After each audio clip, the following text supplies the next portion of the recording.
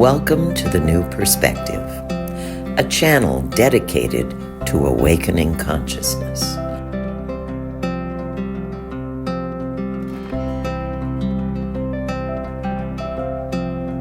A place to join together with companions in our spiritual journey.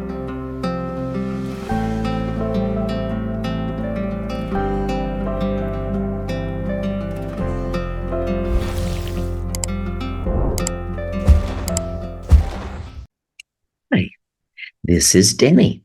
Welcome to The New Perspective, a place where we all join together to grow in consciousness, to discover who we really are.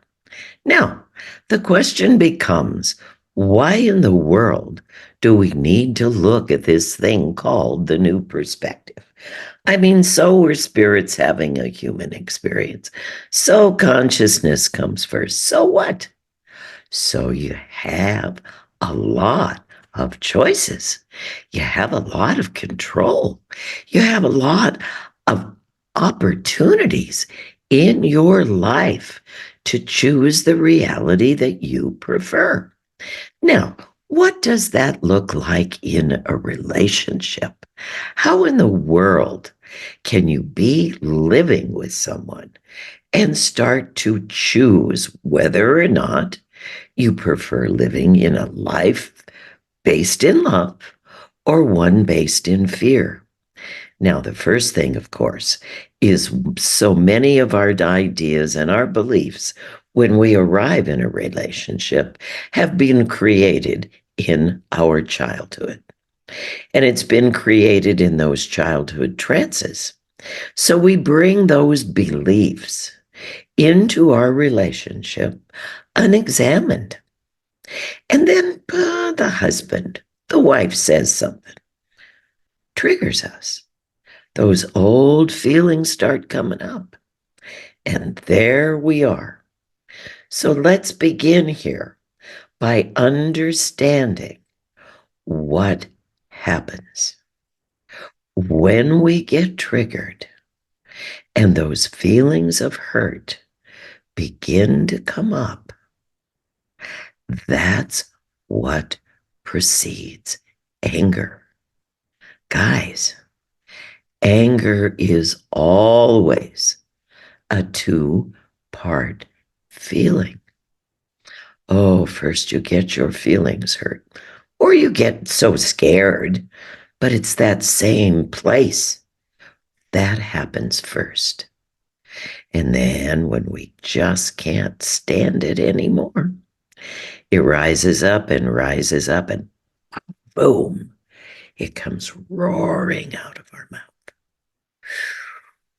Now, so important for us to get it that nobody, absolutely nobody on the planet can hear your anger. They hear it, but they don't want to pay any attention to it. It's run away, run away, run away. If you want to be heard, you need to learn to talk from your hurt. Now, that means you have to be vulnerable. Oh boy. That means you have to express who you really are, how you really feel. Oh boy, for so many of us, this is the scary part, revealing ourselves. You know, those childhood trances have taught us that if anybody knew who we really were, they wouldn't love us. So those become the challenges in our relationship, to slow ourselves down enough, to talk to our partners ahead of time, to get some agreements that when we get into these crazy positions, we're going to try our best to stay conscious. And one of the ways we'll do that is to try to stay in our hurt and not in our fear. So when we can talk to each other this way, we begin to set the stage for true communication. You see, most of us, when we're we're in communication with someone and they're talking to us and we're listening to respond. We're building our case. Oh, you think you should talk to me, huh? Well, what about you 4 days ago? And there we are. We're off and tooting. We haven't heard a word they've said. No one has taught us how to slow down and listen, to hear, to understand, not to respond. Oh, that's so important in a relationship. So important that we allow ourselves to hear each other, not to just ramrod over it and boy, and am I going to educate you and wait till you hear what I have to say. It is really true that no one, I mean, no one has ever changed as a result of our getting angry with them. Well, especially not our partner and not our kids. Oh, kids, we can remember. Remember how your mom and dad used to get mad and tell you have to do it, and you'd say, oh, okay, I do it. But inside you'd think, God, I hate your guts. I hate everything about you. I'm not going to change you. But you could pretend just to get through the circumstances. Well, that's not a relationship. At least that's not what you want in a deep soul connection. You want to be able to tell your truth. And forcing yourself on someone, demanding that they listen to you, that really doesn't build a relationship. Oh, well, it builds something that you can kind of survive in, but nobody truly gets to love with that. That's all based on fear. So once again, it becomes really important to wake up to what your anger is really about, and then to get the courage to talk about what it is that hurts you. That's so important.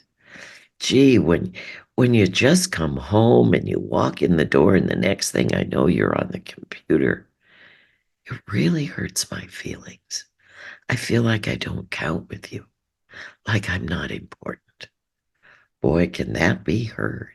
As opposed to, God damn, there you go on your goddamn arm. Let's pay attention.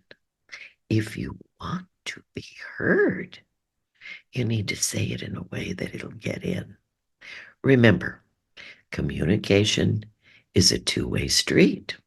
The one doing the communicating has to walk down the hallway, open the door, and then speak to the other in a way that can be heard. Now, once the door is open, the responsibility of one on the other side of the door is to listen and to be present. So these are the ways that living the new perspective in your relationship works. You choose to love each other. You choose to be present with each other in a kind and loving way. And when you can't, you acknowledge it. You say, this is really getting me to react. You're pushing on old stuff. Maybe we should just slow down, take a breath, and maybe start again. But see, you're saying it. You're saying that it's pushing on old stuff. You're not just acting it out. That's the secret. The more you can say it, the more the partner will understand, will start to hear, to understand, not to build a case. So, number one, in a any relationship, long-term relationship with your kids, your friends, any relationship, the most important thing we can do is learn to listen, to hear, and to speak so that we can be heard.